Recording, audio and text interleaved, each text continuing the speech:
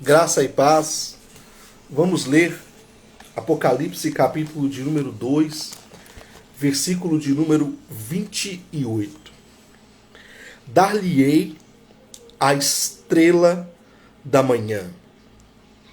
Quem tem ouvidos, ouça o que o Espírito diz às igrejas. Até aqui nós vamos fazer a leitura da palavra de Deus e vamos orar para que Deus ilumine o nosso espírito, ilumine o nosso coração, a fim de que possamos acreditar nas palavras dele. Senhor, nesse momento, eu quero te pedir perdão pelos nossos muitos pecados. O Senhor é um Deus misericordioso, amoroso, cheio de ternura, mas é um Deus justo. Cônscios disso, ó Deus, nós clamamos pela tua misericórdia, clamamos pelo o teu perdão, que o Senhor possa iluminar o nosso espírito, lavar o nosso coração, lavar a nossa alma, nos purificar de todo o pecado. Que a tua palavra hoje faça morada em nossos corações, que ela possa iluminar o nosso entendimento, e que o Senhor não permita com que nenhum ruído atrapalhe a comunicação do teu santo evangelho. É o que eu te peço, em nome do Pai, e do Filho, e do Espírito Santo. Amém. No nosso último encontro, nós falávamos sobre as cartas que o apóstolo João escreveu às 7 igrejas do Apocalipse. Chegamos no capítulo 2, versículo 29. Agora nós entraríamos na 5ª, na 6ª e na 7ª carta. Mas a gente vai fazer uma pausa contemplativa para que possamos entender um elemento da literatura apocalíptica que aparece nessa carta. João escreve as cartas que são mensagens de Jesus para as igrejas, e quando ele escreve essas cartas, ele também escreve as cartas às igrejas com o teor de carta, mas ela também contém elementos da literatura apocalíptica. Quais são esses elementos? No versículo 28, a gente vai ver que Deus faz uma promessa para a igreja de Esmirna. A promessa que Deus... para a igreja de Tiatira. A promessa que Deus faz para a igreja de Tiatira é que Deus daria para aquela igreja a estrela da manhã. E esse é o tema da nossa mensagem. Esse é o tema da nossa pausa contemplativa. Vamos meditar nas Escrituras, meditar na forma como João construiu essa porção do livro do Apocalipse e tentar entender o que ela pode comunicar para nós e o que ela comunicou para os crentes de Tiatira. Há uma recompensa. A recompensa por haver passado por um período de imensa treva. Eu fiz algumas anotações antes de falar para vocês que essa recompensa que a igreja de Tiatira vai receber, ela é inerente de um período de profunda treva, de profundas dificuldades, de profundos ensinamentos que estavam sendo inseridos naquela igreja, ensinamentos estes que vieram do próprio Satanás.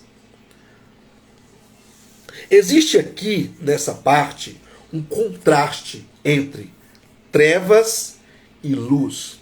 Na primeira aula, eu falei com vocês, aula não, né? O primeiro encontro que a gente está tendo sobre o livro do Apocalipse, eu falei com vocês que uma das marcas da literatura apocalíptica é esse conflito entre o bem e o mal.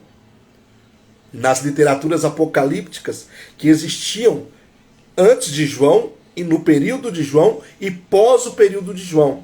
Esse conflito entre o bem e o mal. Aqui a gente tem um conflito entre trevas e luz. mais à frente do livro, você vai ver que tem um conflito entre Deus e o dragão, entre Deus e Satã. Esse conflito entre duas ideias que lutam entre si é uma pegada literária. Quando o escritor de literatura apocalíptica vai escrever a obra, ele faz questão de inserir na obra estes elementos, estes e outros que eu falei lá na nossa primeira aula. Aqui há um contraste entre luz e trevas. No versículo de número 19, deixa eu ler 2:19. Aparece assim, 24 na verdade. Mas eu vos digo a vós e aos restantes que estão em Tiatira, restantes, porque crentes de Tiatira haviam sido mortos nessas perseguições.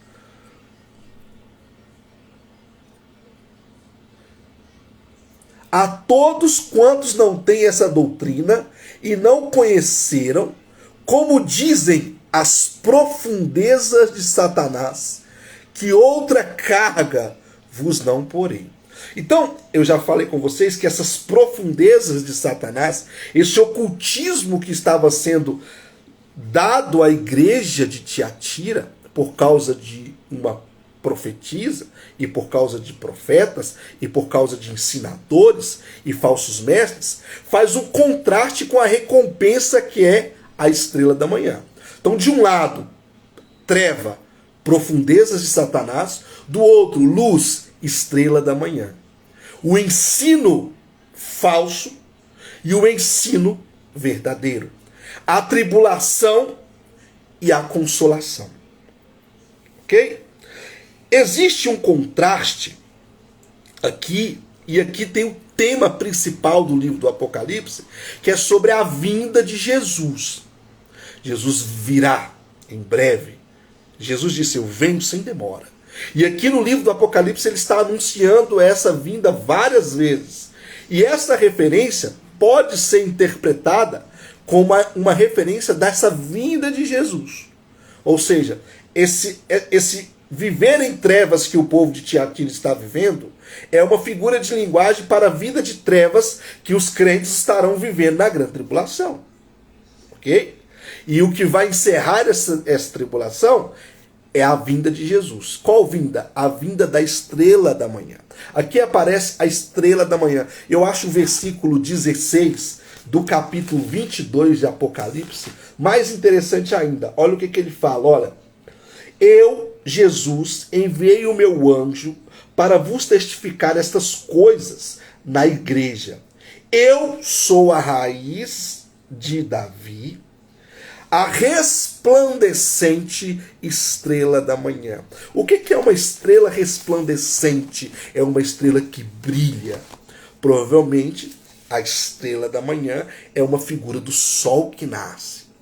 O povo está vivendo em trevas por causa desses falsos ensinadores, por causa desses falsos ensinos, e Deus traz o sol resplandecente, a estrela da manhã, a resplandecente estrela da manhã.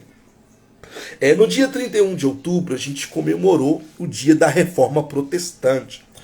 E a Reforma Protestante foi uma ocasião cujo qual as pessoas estavam vivendo em uma treva imensa e recebeu a luz do Evangelho em seus corações. Presta atenção no que eu vou falar para que você não deturbe as minhas palavras. Martinho Lutero, ele era oprimido com os dogmas dos padres da igreja dele. Olha o que eu falei. Eu não estou dizendo que todos os padres da época da Reforma Protestante eram padres que ensinavam doutrinas opressoras. Não estou dizendo isso. E não estou dizendo isso hoje. Existem muitos padres que são grandes homens de Deus, que trazem o ensino de Deus. Assim como existem muitos pastores, que são homens de Deus, que trazem o ensino de Deus. Mas existem muitos homens que não são de Deus e que trazem ensinos que fazem com que o coração do ser humano viva em trevas. É o caso da igreja de Tiatira. Lá no versículo de número 20, Apocalipse 2:20 fala assim, ó: mas tenho contra ti que toleras que Jezabel, mulher que se diz profetiza, ensine e engane os meus servos. No nosso último encontro, eu falei para você que existe um contraste entre ensino e engano, porque aparentemente essa pessoa e esse corpo de professores, esse corpo de falsos profetas, entenda isso aqui definitivamente para você guardar na sua mente a mensagem do Apocalipse. O Apocalipse fala dos falsos profetas e o falso profeta. O falso profeta é uma das bestas que surge do mar, que quando a gente chegar lá no capítulo 13, a gente vai falar sobre ele. O falso profeta virá sobre o mundo. Mas enquanto o falso profeta não chegou, virão muitos falsos profetas. Essa pessoa que aparece aqui, ó, Jezabel, a gente não sabe se existia uma liderança na igreja de Tiatira, um grupo de pessoas na igreja de Tiatira ensinando essas doutrinas. A gente sabe sim que eram ensinos feitos naquela região que trazia no coração dos crentes de Tiatira uma treva imensa, ao ponto de Jesus dizer para eles, olha, presta atenção aqui, ó, no versículo de número 19, eu conheço as tuas obras, Deus falando para a igreja de Tiatira, e o teu amor, e o teu serviço, e a tua fé, e olha, a chave está aqui, ó, e a tua paciência. Eles estão passando por tudo aquilo ali na paciência do Senhor, recebendo ensino porque tinha uma aparência boa, mas era enganoso. Dar alguns exemplos para você. Imagina que eu vou fazer para você um pudim. E quando eu faço um pudim, eu coloco um ovo podre e um leite podre no pudim. Aí eu mostro para você o pudim, você vai ver o pudim todo bonito e formoso. Mas você não consegue saber, ao olhar para o pudim, que ele está podre por dentro. Assim era o ensino que era dado aos crentes de Tiatira por essa Jezabel e por esse corpo de ensinadores que Jesus chama no verso 19 profundezas de Satanás. Então, do mesmo jeito que a luz da reforma brilhou no coração de Lutero, quando ele leu a carta aos Romanos, o meu justo viverá pela fé, e ele conseguiu compreender que ele não precisava fazer aquelas coisas todas que os padres dele pediam para que ele fizesse, a fim de que ele alcançasse paz com Deus. Porque Lutero, ele ia confessar para o padre dele, Stalker, o nome do padre dele, e um dia o Stalker virou para ele e falou assim, Lutero, por favor, faça alguma coisa grave. Porque constantemente você vem até mim e confessa coisas e eu não vejo nada de errado nas coisas que você anda fazendo. Vai lá e apronta para valer. Por que Lutero ia em Stalker várias vezes? Porque ele não sentia paz. O coração dele estava em trevas. E as trevas que havia no coração de Lutero é por causa dos dogmas ensinados naquela igreja. O mesmo acontecia em Tiatira e o mesmo acontece hoje. Quantas lideranças religiosas são lideranças de Satanás? São ministros de Jezabel, que ensinam o povo certas práticas que faz com que o povo vivam em constantes trevas. Mas eu quero dizer para você, se você ouvir o Evangelho de Jesus, se você ouvir a palavra de Jesus, Deus vai te libertar, porque a resplandecente estrela da manhã vai visitar você e alcançar você. Porque o conhecimento puro e limpo do Evangelho nos liberta. Quantas pessoas eu converso no meu dia a dia que estão vivendo vidas desgraçadas, em trevas, porque estão dando ouvidos para falsos ensinos que não têm sintonia nas Escrituras. Pessoas que estão vivendo como os crentes de Tiatira. Pessoas com o coração completamente oprimidos, com a alma completamente em treva. Guarde isso. Tolkien desenvolve na sua teoria da literatura um conceito que ele disse eucatástrofe. O que seria a eucatástrofe? Na narrativa literária tem um momento de muita tensão. Parece que tudo vai acabar. E aí vem alguma coisa e salva a pessoa, o grupo. Aqui nesse texto a gente consegue ver isso. Quando o apóstolo João vai citando o que esses profetas estavam fazendo, o que essa mulher está fazendo, olha só. Mas tenho contra ti que toleras que Jezabel, mulher que se diz profetiza, ensine e engane os meus servos. E o que ela ensina? Ensina que os servos se prostituam e comam dos sacrifícios da idolatria. Dê-lhe tempo para que se arrependesse da sua prostituição e não se arrependeu. Eis que porei numa cama. Olha só, agora Deus está dizendo, ó, eu vou humilhar esses espíritos. Eu vou humilhar esses falsos mestres. Eu vou humilhar esses falsos profetas.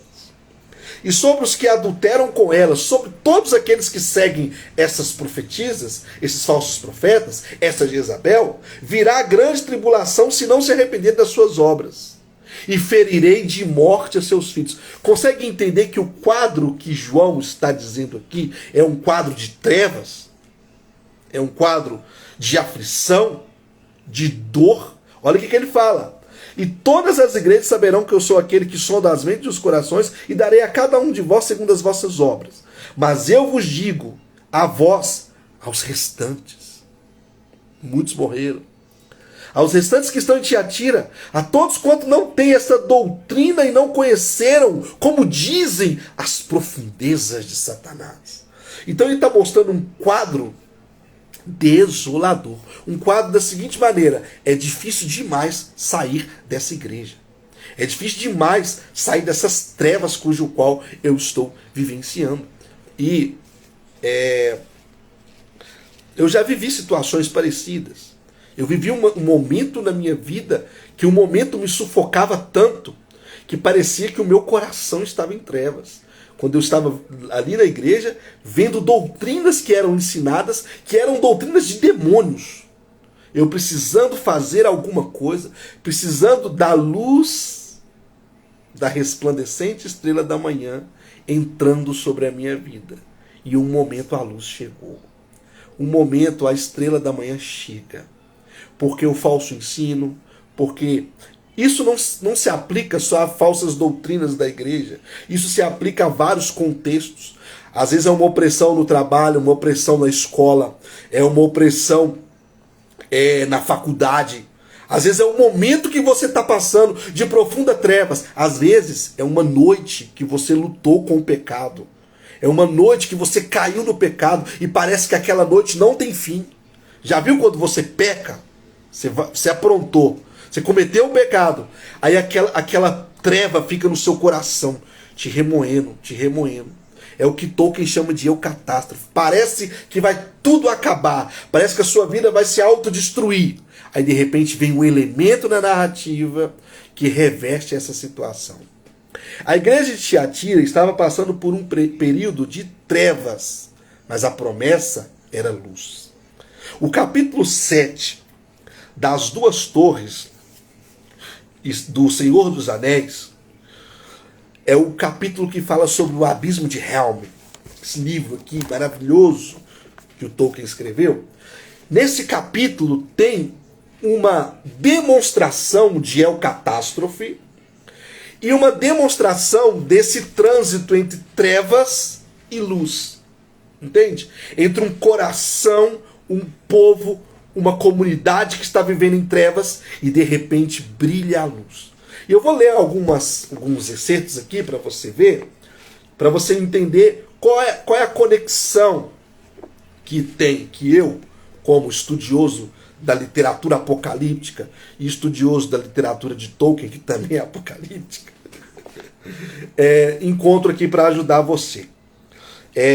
O Tolkien vai mostrar nesse capítulo de uma forma incrível. O capítulo chama O Abismo de Helm. Na minha versão está na página 138. O que está acontecendo aqui? O rei Théoden, que era o rei de Rohan, ele estava sendo, olha só, vai ouvindo os reflexos que existe entre o Apocalipse e o livro do Tolkien. O rei de Rohan está sendo oprimido pelos falsos conselhos de um homem chamado Grima Língua de Cobra.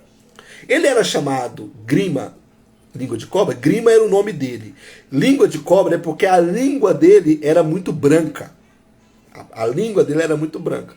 Mas tem uma figura de linguagem. Além da língua dele ser muito branca como a língua de uma cobra, de uma serpente, ele falava coisas destruidoras. Ele ensinava para o rei Théoden conselhos negativos. Mas se você ler o texto, você vai perceber que nem sempre ele falava coisas negativas. Ele falava coisas positivas para o rei no começo do seu ministério de aconselhamento. Aí depois ele começou a ensinar coisas ruins, a aconselhar o rei coisas ruins. É a mesma coisa lá do versículo 19, que mostra que Jezabel ensina e engana. Lá no Apocalipse a gente tem Jezabel. Aqui no texto de Tolkien a gente tem Grima, língua de cobra. E Grima colocou a situação de Rohan em um total desespero.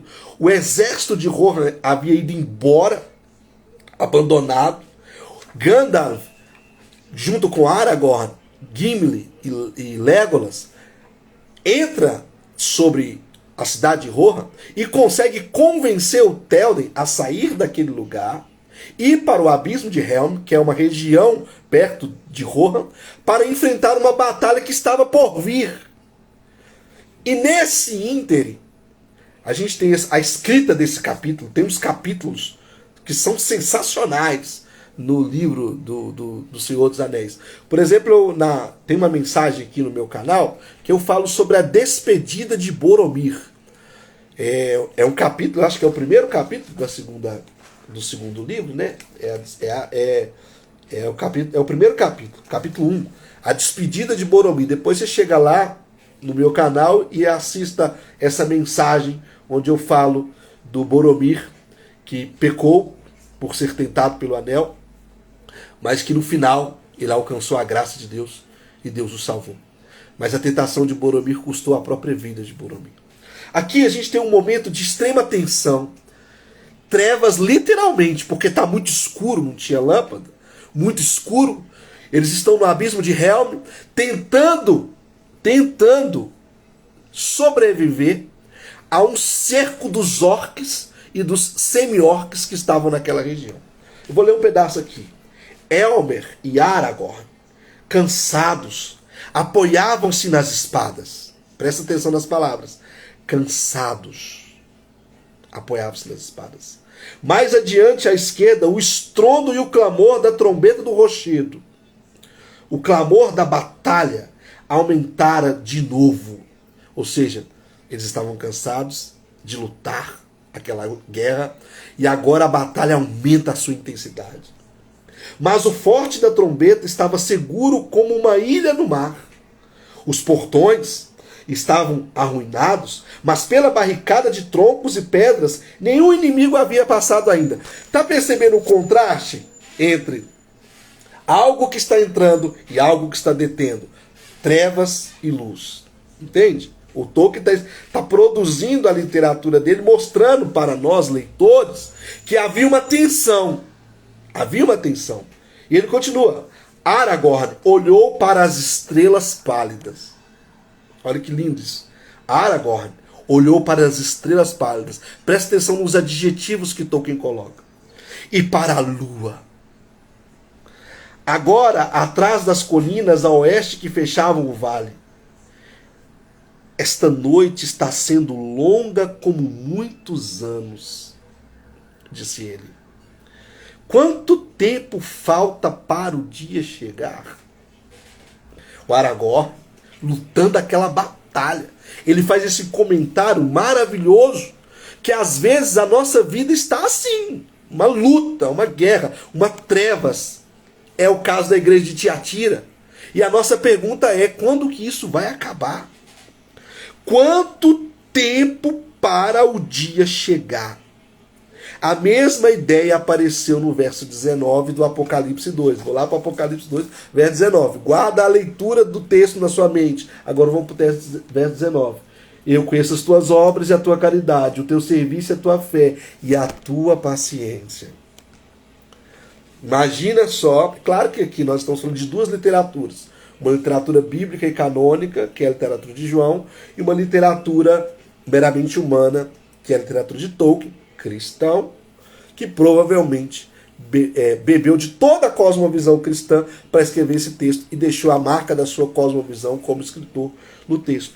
Então, essa paciência que Aragorn tem é a paciência da Sociedade do Anel, que é a paciência da igreja. No primeiro livro, O Senhor dos Anéis, a Sociedade do Anel, a Sociedade do Anel é a representatividade da igreja que está lutando contra o poder do anel, que é o poder do pecado.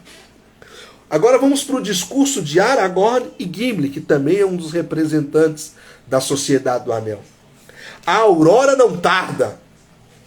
Que lindo isso, gente. A aurora não tarda, a estrela da manhã vem. É como se o Gimli estivesse lendo Apocalipse falando assim, olha, a estrela da manhã vem. Disse Gimli, que agora tinha subido e estava ao lado de Aragorn, mas receio que não nos ajude em nada. Apesar disso, a aurora é sempre a esperança dos homens, disse Aragorn. Olha essas duas frases, olha. A aurora não tarda e a aurora é sempre a esperança dos homens. Então você vê no texto de Tolkien a esperança na boca destes representantes da Sociedade do Anel, desses representantes da igreja. A mesma esperança que você vê aqui no texto literário é a esperança que você tem que ver lá no texto literário bíblico. Quando Jesus disse, a tua paciência, calma, espera, isso vai passar. Membros da sociedade, ou seja, membros de Tiatira, é um discurso de esperança, porque essa é a mensagem do Apocalipse. Apocalipse é uma mensagem de esperança. Em meio às trevas, lutas no abismo de Helm, olha o que Aragorn diz. Mesmo assim, o dia me traz esperanças, disse Aragorn. Não se fala que nenhum inimigo jamais tomou o forte da trombeta se os homens estivessem defendendo? É o discurso dele. Assim cantam os menestréis, disse Elmer. Então vamos defendê-lo e ter esperança, disse Aragorn. Então, a leitura do texto literário de Tolkien era para gerar esperança no leitor da época da Segunda Guerra Mundial, né? Tolkien escreve nesse período os livros do Senhor dos Anéis, porque havia o caos, o mundo está em caos. É a Segunda Guerra Mundial. E a ideia dele é contar essa história do Senhor dos Anéis para dizer que existe uma esperança que no final vai dar tudo certo. E o leitor de Apocalipse, vendo aquele mal lá em Tiatira, muitos morrendo, ao ponto de Jesus dizer, né, a vós e aos restantes, tenham esperança. Olha só, algumas coisas que aparecem aqui no texto. O anunciador vai falar sobre a estrela da manhã. Sério, Israel? Tem essa estrela aí no texto do Senhor dos Anéis? Tem. Finalmente, Aragorn parou sobre os grandes portões, sem dar atenção às flechas do inimigo. Oh, meu Deus. Que cena fantástica, né? Olha o que o Tolkien, olha o que o narrador da obra está dizendo para nós. Um detalhe, sem dar atenção às flechas do inimigo. Flechas voando para tudo quanto é lado. Os orcs, eles eram bons artilheiros, diz o texto. Eles atiravam com flechas. No caso aqui, os Uruk-hai, que eram os orcs de Saruman. Quando olhou à frente, viu o céu ao leste clareando. Coisa linda. Isso aqui é uma mensagem para nós. Mesmo que Jesus disse para Tiatira, o mesmo que Tolkien disse para nós. Ainda que as flechas do inimigo estão cantando, tchum, tchum, tchum, tchum, ainda que as lutas e as dores estão assobiando no nosso ouvido, você precisa olhar para frente e ver que o céu está clareando.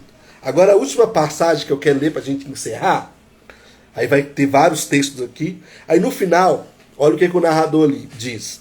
Ali, de repente, sobre uma cordilheira, apareceu um cavaleiro, vestido de branco, brilhando ao sol. Não, eu não estou lendo Apocalipse, eu estou lendo Tolkien.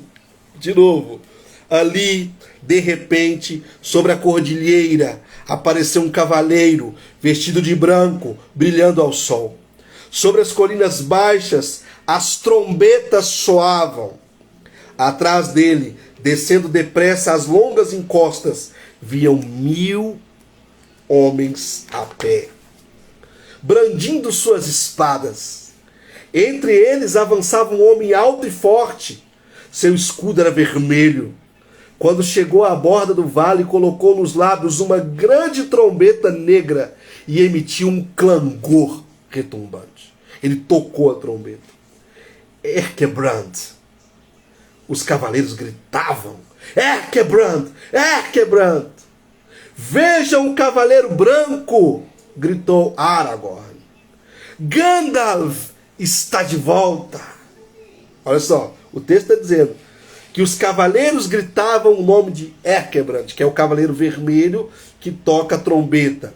E aí, o Aragorn enfatiza não o cavaleiro que toca a trombeta, ele enfatiza o cavaleiro branco que está de volta.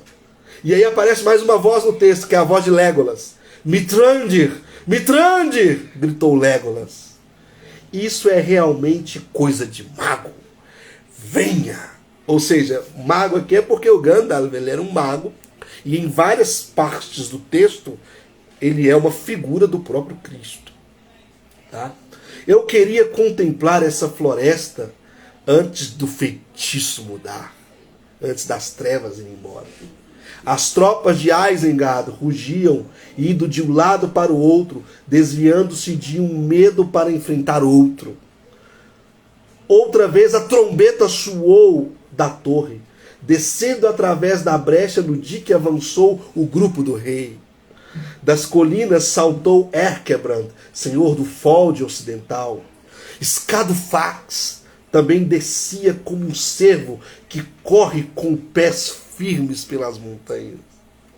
Fala que isso não é uma clara referência à vinda da estrela da manhã, à vinda de Cristo. Scadufax era o cavalo que o Gandalf usava.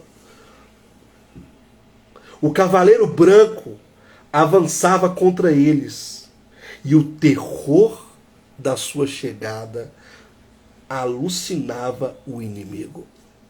O mesmo que tem no texto.